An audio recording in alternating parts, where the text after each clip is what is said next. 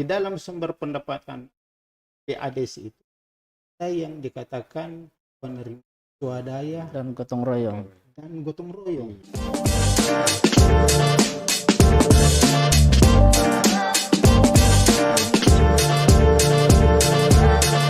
Salam orasi desa. Salam orasi desa. Semangat sekali teman-teman ini. Ya, Iya. semangat lah. Emang harus semangat, Pak. Harus semangat ya. Iya. Karena untuk episode kali ini kita akan membahas tentang gotong royong. Oh ya, gotong Iya, royong. iya, Iya, iya. Gotong royong yang sebenarnya ini merupakan apa ya? Sebagai kebiasaan atau ciri khas dari masyarakat kita jauh sebelum bahkan berdirinya negara kita ini, ya, yang namanya gotong royong ini sudah tumbuh Iya.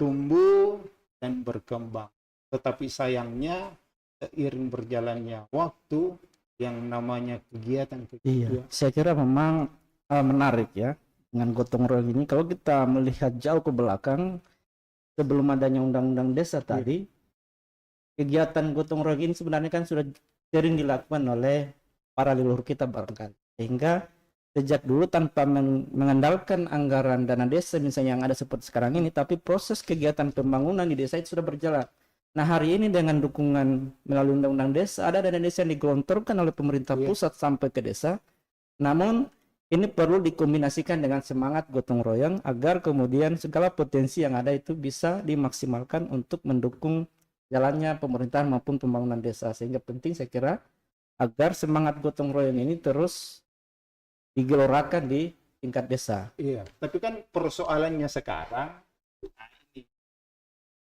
ini bahkan ada juga sih keluhan dari teman-teman kepala desa. Biasa mereka curhat ke saya.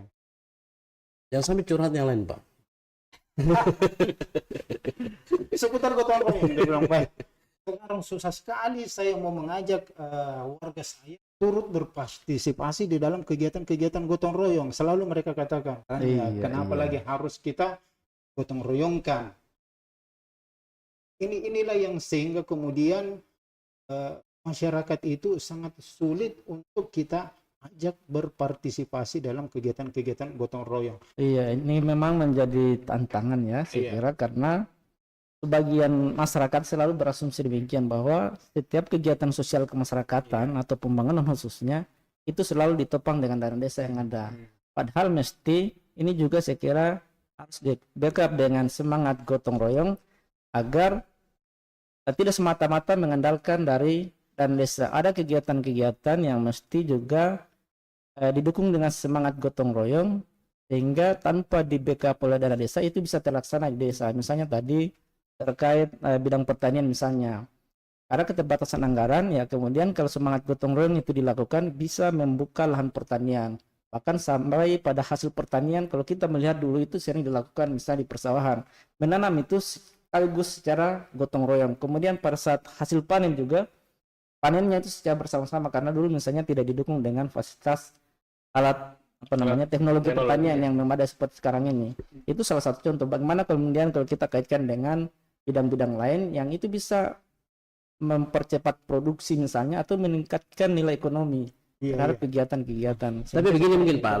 Aldar, memang kalau berbicara gotong royong di desa ini kan semangat itu terus terang sebenarnya masih ada. Cuman kalau kita berbicara gotong royong kan bukan cuma dalam satu sisi saja, tentu dari sisi yang lain juga perlu kita melihatnya. Contoh kayak misalkan di kegiatan-kegiatan sosial, Pak.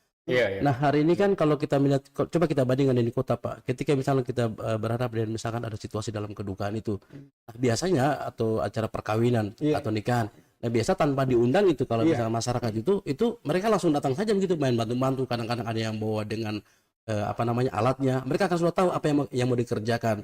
Nah, sementara kalau yang berhubungan biasa, kalau yang berhubungan dengan suatu kegiatan, nah ini memang betul menurun. Kenapa? Karena mereka beranggapan bahwasanya mungkin ini kan ada anggarannya, pasti katanya harus kita dibayar, misalnya seperti itu. Iya, kalau saya sepakat dengan kawan berdua ini, Pak. Sebenarnya nilai-nilai gotong royong itu masih ada. Belum belum habis lah. Iya, Kalau Mas, itu. masih. Masih kita ini sudah disampaikan teman tadi, misalkan dari beberapa sisi ya. Di kota pun ini nilai gotong royong masih bagus. Contoh sudah disampaikan tadi. Nilai-nilai itu ada, hanya secara formal yang dulu di zaman nenek moyang kita nilai gotong royong itu begitu khas di situ. Itu artinya sudah tidak ada. Ini menyesuaikan dengan perkembangan kemajuan teknologi kan. Nah, sekarang kan masyarakat bukan juga kita anggap sudah meninggalkan itu. Tidak semua lah daerah ada istilahnya nilai gotong royong itu sudah terkikis habis. Tapi bagaimana upaya kita nanti ke depan? Nilai-nilai sebenarnya gotong royong ini merupakan modal dasar dalam membangun pembangunan kita di desa. Iya, benar. Karena artinya tadi kan sudah dibahasakan Pak Chan, Om Chan bahwa memang penganggaran itu terkait dengan pembangunan desa itu memang kan terbatas juga. Sudah diplot-plot berapa persen untuk ketahanan pangan, untuk ini sudah berapa persen sudah ada. Oh iya. Jadi nilai gotong royong ini memang harus kita tetap tumbuhkan sebagai salah satu ciri nilai-nilai luhur dari yang kita Indonesia. Saya kira apa yang disampaikan tadi Om Chan, Pak Darman, teman satu ini memang sudah tepat. Nilai-nilai gotong royong itu tetap ada. Hanya istilahnya formalitasnya itu tidak kelihatan. Tetapi di hati kita misalkan dalam kegiatan misalkan kegiatan sosial. Iya. Contoh ya Pak, masyarakat etnis Polaki juga Pak. Nah, ada nilai gotong royong misalkan kita mungkin menikahkan anak. Iya. Itu ada namanya PPT Tiroa. Oh Tiroa iya. itu saling membantu. Walaupun kita sebenarnya sudah bisa untuk itu. Tapi karena ada nilai-nilai ini untuk gotong royong kebersamaan itu masih ada sampai sekarang. Nah, itu masih ada sebenarnya untuk dari sisi budaya. Nah, saya kira itu kalau menurut saya nilai gotong royong itu tidak sampai sekarang masih ada. Hanya formalitasnya yang seperti yang dilakukan oleh sebelumnya nenek moyang kita itu memang sudah berbeda karena ada kemajuan teknologi, perkembangan zaman. Memang kita akui bersama semangat gotong royong itu masih ada baik di desa maupun di kota. Hanya kalau kita melihat barangkali semangat gotong royong yang masih ada dan tumbuh sampai sekarang ini dia hanya monoton pada kegiatan sosial masyarakatan, misalnya tadi dalam hal kegiatan kebudayaan, ada acara keluarga, pernikahan atau kematian, itu kita masih sangat ini. Tapi kita berpikir bagaimana semangat gotong royong ini kemudian bisa sebagai pemicu untuk kemudian melakukan kegiatan yang jauh lebih dibanding kegiatan yang tadi, yang bisa meningkatkan misalnya juga sampai pada pendapatan di masyarakat. Ini yang harus kita pikir. Saya punya pengalaman misalnya saya melihat di Desa Lohia misalnya, di sana ada salah satu objek wisata yang sejak dulu memang dikenal, yaitu Nampak Bale. Tapi seiring waktu, karena ini hanya mengandalkan dari kabupaten dana yang digelontorkan ke sana, yang hanya membangun trotoar, aksel jalan, sehingga pada akhirnya masyarakat atau pengunjung itu menjadi jenuh untuk ke sana lagi karena tidak ada sesuatu yang baru untuk dilihat di sana. Nah, saya melihat sekarang ini kemudian ada inovasi yang dilakukan oleh kelompok pemuda di sana. Mereka membentuk suatu komunitas JSO. Lalu kemudian dengan semangat gotong royong kelompok pemuda, mereka menyediakan sarana pendukung di objek wisata tadi, semacam padel itu, kemudian ada semacam alat snorkeling juga, sehingga sekarang itu dibantu diviralkan melalui media sosial. Akhirnya pengunjung itu semakin banyak lagi yang tertarik kembali karena ada sarana baru yang mereka ingin nikmati di objek wisata Nampak Bale tadi. Dengan semangat gotong royong tadi, akhirnya sampai sekarang kemudian belakangan lagi ditambah dengan muncul lagi UMKM buka rumah makan di situ, sehingga kemudian ini menjadi komplit objek wisata di sana. Ada sarana permandian, kemudian ada sarana pendukung, padel, kemudian snorkeling, kemudian perahu gandeng, mandi-mandi juga anak-anak ban, kemudian juga tersedia di sana tempat makan, sehingga apa yang dilakukan oleh masyarakat kelompok pemuda ini dirasakan manfaatnya karena ini mereka yang lakukan, kemudian manfaatnya juga kembali kepada masyarakat dan ini diakui di sana. Ini memberikan pendapatan tambahan di sana yang tadinya hanya mengandalkan pendapatan dari retribusi uang masuk dari pengunjung, sekarang tidak hanya sebatas itu karena ada sarana pendukung yang bisa dimanfaatkan dengan semangat swadaya dan gotong royong kelompok pemuda tadi. Mereka dari oleh dan untuk Iya, benar sekali Pak. Jadi menganut paham demokrasi juga ya dari masyarakat oleh masyarakat. rakyat. Mungkin ini sebenarnya menarik sebenarnya Pak, masalah gotong royong kayaknya Pak. Tentu memang kita harus memilah-milah juga berarti dia masalah definisi dari gotong royong tadi itu. Mungkin bagusnya mungkin kayak semacam apa ya? Kita perlu apa namanya? Membatasi ruang-ruang kemudian yang kita jadikan bahan-bahan untuk kita diskusikan tentang gotong royong tadi itu. Karena kan tadi berbahas tentang program kerja, kemudian kita membahas tentang program-program sosial. Nah, kira-kira di sini tadi apa namanya, apa yang disampaikan juga oleh Pak Alda tadi, ini kan dia semacam kayak sebuah inovasi. Inovasi yang kemudian dimunculkan oleh generasi-generasi muda yang kemudian mereka bersama-sama sehingga kemudian mencari sebuah solusi, mencari sebuah situasi yang kemudian bisa meningkatkan pendapatan dari teman-teman generasi muda tadi itu. Saya kira begitu. Kalau membicarakan sisi gotong royong, manfaatnya sungguh besar sebenarnya, luas jangkauannya. Ya. Terutama dari sisi ekonomi, budaya, persatuan dan kesatuan. Nah, sehingga saya katakan tadi, gotong royong ini merupakan salah satu modal utama dalam proses pembangunan desa. Artinya nilai gotong royong ini secara umum ini ada apa namanya di berbagai bidang. Ya. Nah, yang kita bicarakan ini tadi, kalau saya condong ke budaya, Pak Darman ke ekonomi. Memang sebagai modal pembangunan desa, memang sekarang ini di kemajuan teknologi memang kita harus berpikir ke situ. Artinya ada keterbatasan juga pemerintahan desa dalam proses pembangunan dengan mengandalkan dana-dana yang sudah ada. Saya kira perlu ada namanya inovasi terkait dengan bagaimana nilai-nilai gotong royong diaplikasikan di zaman sekarang seperti apa. Jadi artinya secara tidak langsung kita bisa memberikan gambaran ke masyarakat bahwa inilah gotong royong, ya, inilah gotong royong di zaman ini seperti ini ya. Karena mungkin orang tua kita menganggap, wah sekarang sudah ada nilai-nilai gotong royong, dulu kalau mau kerja ini semua bersatu. Nah sekarang kan tadi ada bilang begini, karena kan pasti ada anggarannya. Pikiran-pikiran itu harus kita hilangkan sekarang dengan menumbuhkan kembali nilai gotong royong. Tinggal menjawab tantangannya sebenarnya, kira-kira yang kemudian memberikan motivasi kembali itu kira-kira dari ini. Di dalam struktur APBDes itu, itu kan ada itu sumber pendapatan, sumber pendapatan PADes, transfer. Di dalam sumber pendapatan PADes itu ada yang dikatakan penerima swadaya dan gotong royong. Tetapi itu selalu nol. Benar Pak. Selalu nol. Inilah yang apakah memang bagaimana ya? Jadi memang kalau kita melihat dari postur APBDes, ya hampir semua di pendapatan tadi khususnya swadaya dan gotong royong itu Rp0. Padahal sebenarnya kita tahu bersama gotong royong itu masih selalu dilakukan di semua desa. Hanya ini belum mampu dikonversi untuk kemudian mendukung proses pembangunan di desa. Bagaimana kemudian kita berpikir agar semangat gotong royong ini dia bisa membackup proses pembangunan sehingga dalam proses pembangunan infrastruktur misalnya di samping didukung oleh anggaran dana desa, dalam hal lain pemberdayaan ini mungkin bisa diakomodir melalui semangat gotong royong dengan memberdayakan masyarakat secara swadaya dan gotong royong tadi.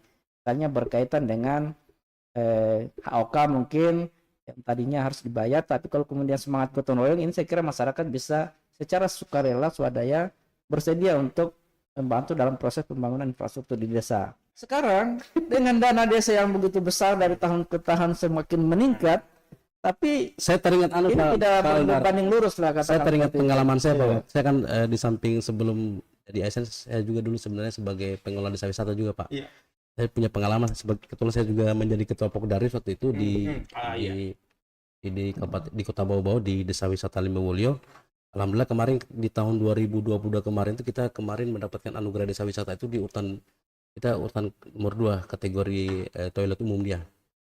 Jadi kita masuk 50 besar itu memang awalnya itu memang untuk menumbuhkan kesadaran teman-teman itu luar biasa agak ini Pak. Jadi dulu saya pernah berpikir bahwasanya ketika misalkan ada pengunjung yang ada di Benteng Keraton itu kami selalu jadi penonton. Nah, apa nih kita cuma jadi penonton sementara ini sebuah potensi yang kemudian bisa meningkatkan pendapatan kita nih. Jadi saya coba belajar bagaimana kemudian cara memandu waktu itu. Alhamdulillah waktu itu di Benteng Keraton itu awalnya dulu ada sebuah komunitas berdiri namanya Media Center, yang kemudian saya banyak belajar dari situ Media Center, kemudian saya menjadi seorang pemandu, kemudian saya mencoba menjadi seorang pemandu itu, saya menarik teman-teman itu luar biasa Pak. Jadi bagaimana caranya supaya kemudian mereka itu mau, ya saya harus munculkan kegiatan-kegiatan yang kemudian yang berbau kita bekerja sama dia. Jadi contoh supaya kita cepat dikenal itu, kami selalu membuat kegiatan-kegiatan kami mengundang generasi teman-teman pemuda yang ada di kawasan Benteng Keraton ini. Kita coba bagaimana kemudian kita bekerja sama membersihkan tempat-tempat yang sering banyak dikunjungi oleh wisata. Jadi kita bekerja sama dengan modal swadaya sendiri, Pak. Model swadaya. Swadaya sendiri. Iya. Alhamdulillah dari situ ternyata sekarang teman-teman itu sudah menjadikan mata pencarian mereka sebagai seorang pemandu. Luar biasa di teman-teman di Benteng Keraton itu. Nah, kemudian setelah itu pemerintah kemudian mulai memang dari awal pemerintah sudah mulai mendukung kegiatan kami, dan sekarang itu tradisi-tradisi kegiatan-kegiatan kerja bakti di khusus di Benteng Keraton itu sekarang dari pemerintah kelurahan pun sekarang sudah mendukung. Nanti menjadi sebuah tradisi, kemudian setiap hari Jumat kalau tidak salah itu kita selalu adakan kerja bakti. Oh, jadi setiap hari Jumat ya? Iya, Pak. Oh iya. Jadi itu merupakan program dari teman-teman di Benteng Keraton, dari pemerintah lurah ke kelurahan, kemudian dari pemerintah kota juga. Jadi membantu menjadikan agenda sebagai agenda Jumat bersih. Jadi itu tanpa sekarang. Maksudnya kalau berbicara tentang gotong royong tadi sekarang masih sebatas itu, Pak. Oh iya. Masih berjalan. Cuma ini lagi kembali terkait dengan gotong royong ini, untuk menumbuh kembangkannya itu tentunya harus ada pemicu atau penggeraknya. Betul. Iya. Memang harus penggerak, Pak. Iya, harus Iya. ada penggerak. Nah, sebenarnya di desa harapannya untuk yang bisa menggerak itu, desa kan kita punya ada lembaga perserikatan desa. Iya, seperti apa itu Pak? Lembaga yang ada di LPM, desa. seperti Oh, iya. lembaga pemberdayaan masyarakat. Oke. Kemudian ada yang namanya PKK. Di Iya, iya. PKK itu di dalam 10 program PKK, program yang pertama atau kedua itu ya, saya lupa, ada di situ gotong royong. Oh iya, biasa kita Termasuk lihat di Karang papan Taruna, itu ya, ya. ada Iya, gotong royong. Iya. Sebenarnya kan boleh dibilang hampir semua desa kayaknya punya program itu, Pak. Iya, Punya iya. program itu. Cuman kemudian bagaimana kemudian kita memulainya atau kita mengeksekusinya. Nah, tentu seperti yang dibilang Pak Aswar tadi, memang harus ada leader-leader yang Iya. kemudian untuk memberi motivasi kepada teman-teman di desa itu dia. Iya. Gitu. Bukan ke leadernya, tapi saya pernah kan suatu pernyataan berhasilnya suatu wilayah pemerintah tergantung siapa leadernya. Artinya yang dikatakan tadi, untuk keberhasilan ini perlu kiranya Penggerak. ada penggerak, Iya. Penggerak. penggerak untuk memajukan desa itu. Biar desa itu punya potensi yang banyak. Iya, iya. Tapi kalau tidak ada Betul. penggerak di situ ya sama saja. Ah. Untuk di Sultra ini luar biasa banyak potensi-potensi untuk kita ke depan ini, kita bisa sebagai penggerak Iya, di Iya. Makanya memang dengan semangat gotong royong ini saya kira seperti tadi Pak Chan sampaikan, ini sebagai pemantik. Bayangkan berdasarkan tadi pengalaman Pak Amaman, objek wisata di Keraton tadi yang sebelumnya tidak mendatangkan manfaat, tapi kemudian akhirnya dengan semangat gotong royong bisa memberikan pendapatan bagi pemuda di sana. Saya membayangkan misalnya kaitannya dengan kelembagaan yang ada di desa. Nah, ini yang harus dimaksimalkan, bagaimana kelembagaan yang ada di desa ini sebagai pemicu untuk kemudian bisa menumbuhkan terkait misalnya objek wisata. Di masing-masing desa sesungguhnya banyak objek wisata, tapi karena keterbatasan anggaran itu tidak terkelola dengan baik. Akses jalannya saja barangkali tidak ada. Nah, kalau kita berpikir bagaimana semangat gotong royong, kemudian sampai kita membuka akses jalannya, membersihkan, pada akhirnya ketika ada pengunjung yang sering ke sana, pemerintah desa atau kabupaten bisa saja mengintervensi, lalu kemudian menggelontorkan anggaran untuk kemudian mengembangkan potensi wisata yang ada tadi. Jadi dengan semangat gotong royong secara swadaya awalnya, pada akhirnya bisa mendatangkan anggaran untuk kemudian mengembangkan objek wisata tadi, yang akhirnya juga pada akhirnya manfaatnya akan dirasakan oleh masyarakat itu sendiri. Kata kuncinya berarti kembali ke masyarakat itu sebenarnya. Iya. Ya, tapi semangat gotong royong itu harus yang ditumbuhkan. Ini juga makanya sebenarnya kurang. Iya, benar. Masih berorientasi pada kegiatan fisik selalu. Masih kegiatan fisik. Sekarang kan begini, sebenarnya di desa sekali banyak hal yang dibutuhkan oleh kita tetapi belum mampu tercover oleh negara. Sebenarnya bisa ditutupi kegiatan Swadaya dan gotong swadaya royong. dan Iya, makanya memang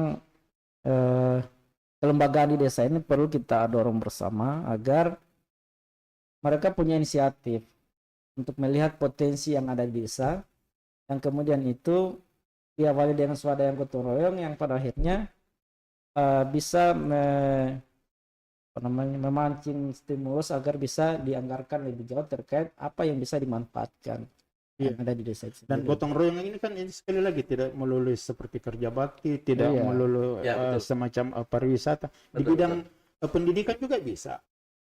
Iya, Atau iya. umpamanya di dalam buka Kelas taman belajar. baca, Taman kelas baca, belajar iya. atau taman baca, bagaimana kemudian buku-buku yang tidak lagi dimanfaatkan oleh barangkali oleh warga kemudian satu taman baca, kemudian bagaimana kemudian kita membuat satu tempat taman baca yang menarik bagi anak-anak kita, bagi generasi muda kita untuk kumpul di situ, melakukan literasi. Benar sekali karena Cuman begini juga ya Pak, apalagi sekarang kan kondisinya kan anak-anak ini kan sekarang boleh dibilang lebih hampir 26 jam mereka dengan HP sekarang. Iya. Kalau kemudian kita menyiapkan ya minimal tidak kayak semacam bagus tadi kayak taman-taman baca tadi, cuman kayak apa dia yang sampai awalnya kita buat taman baca tapi pada akhirnya bukunya tidak dibaca begitu. saya kira jadi ini- begini, makanya ini lagi terkait dengan taman baca tadi itu. Makanya itu dikatakan taman sangat berbeda dengan yang perpustakaan. Iya. Kalau perpustakaan semua monoton, ada di situ adalah buku-buku. Buku-buku. Iya. Yang namanya taman baca, ada taman, ada tempat untuk membaca. iya, betul. Jadi Luar biasa. untuk merangsang anak-anak untuk mau datang Suasananya dia harus baik. ke tempat tersebut, maka dibuatlah semacam taman permainan. Apakah bentuk pelonjoran kalau untuk anak-anak apa namanya yang masih usia sekolah 5 TK, tahunan, 5 ya, tahunan. ya 5 tahunan atau anak SD. Kalau untuk yang anak-anak remaja pun juga bisa. Jadi bukan hanya melalui buku-buku, melalui laptop kan? Tinggal disiapkan aja. Iya, betul. ada hotspot apa Hotspot, segala ya. macam. Mereka bisa browsing di situ, berselancar di dunia maya. Banyak hal yang. Wah, ini Dan- memang Iya, saya dan kira itu- lama-lama menjadi tempat kunjungan wisata juga. Iya, dan itu tidak Ah. harus melulu fasilitas yang ada di situ tidak harus melulu semuanya dari anggaran dana desa. Iya, ini kan nanti modelnya bisa pendidikan non formal. Iya, Ada saya kira desa ya yang sebelumnya sudah memprogramkan perpustakaan desa yang melalui dana desa kan ada sebagian ini Iya. juga saya kira bisa menjadi cikal bakal di masing-masing desa ada sarjana muda misalnya. Bayangkan kalau melalui semangat gotong royong para sarjana muda misalnya yang bidang keguruan itu membuka kelas belajar misalnya di sore hari mengumpulkan anak-anak daripada itu kan mereka les gratis, kan? iya daripada mereka Iya. privat les Iya. sewa guru ini kan butuh biaya Iya. bagaimana kalau kemudian semangat gotong royong ini sehingga yang tadinya orang tua siswa anak-anak ini menyewa guru privat khusus Iya. ini kita berdayakan sarjana muda yang ada di desa yang mereka memberikan pencerahan kepada anak-anak yang mungkin kalau memang ada tanpa harus ada biaya kalaupun ada ini dimanfaatkan untuk pengembangan taman-taman belajar tadi.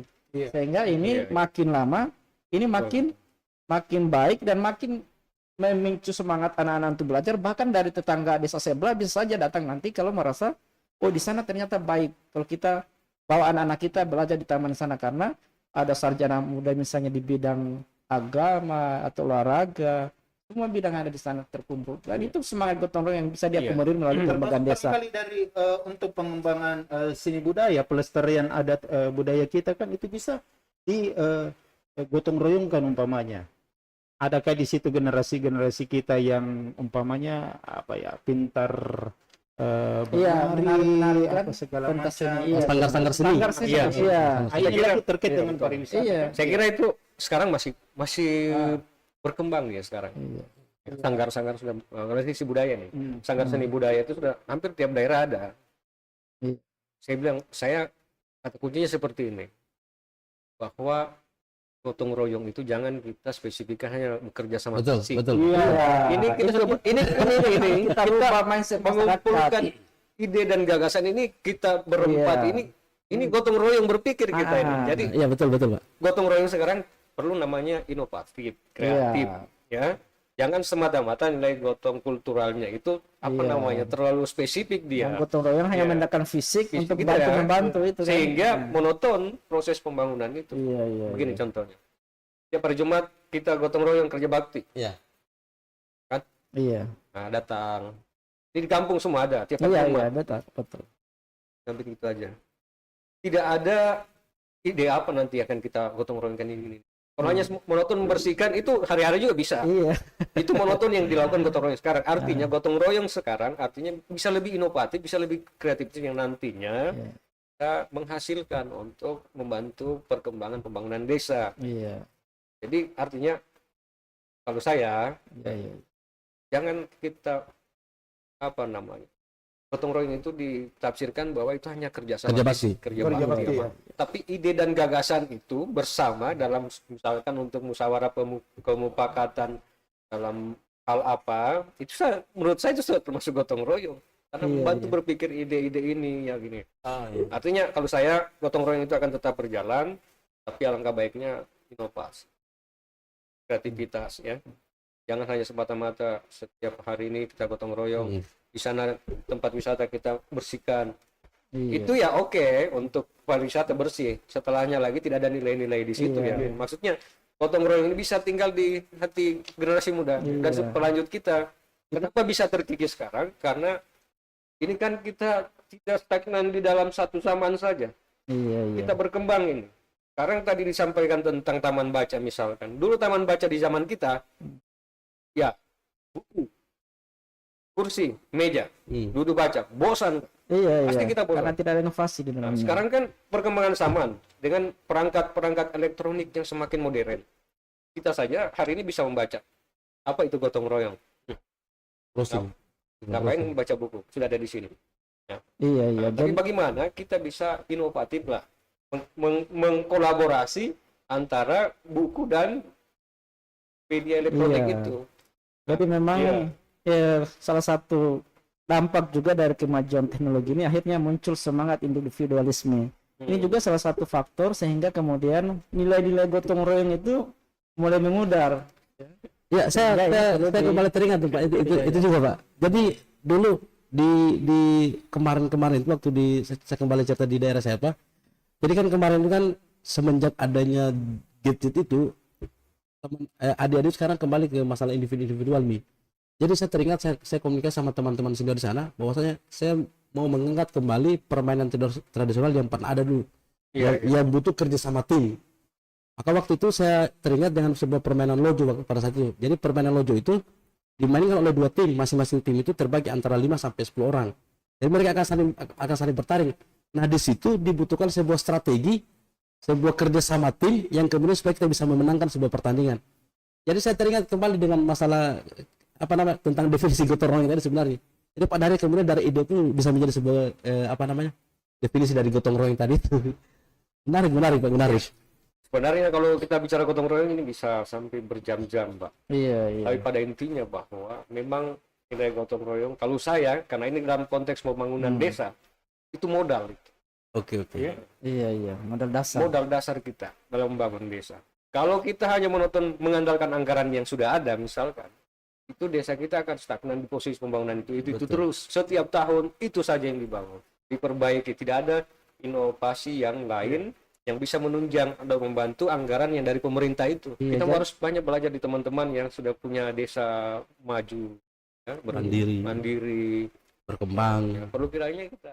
Sobat Desa, gotong royong bukan hanya sekadar tradisi, tetapi juga sebuah modal penting dalam mencapai kemajuan. Dengan gotong royong, kita bisa membangun desa yang lebih baik, lebih berdaya, dan lebih sejahtera.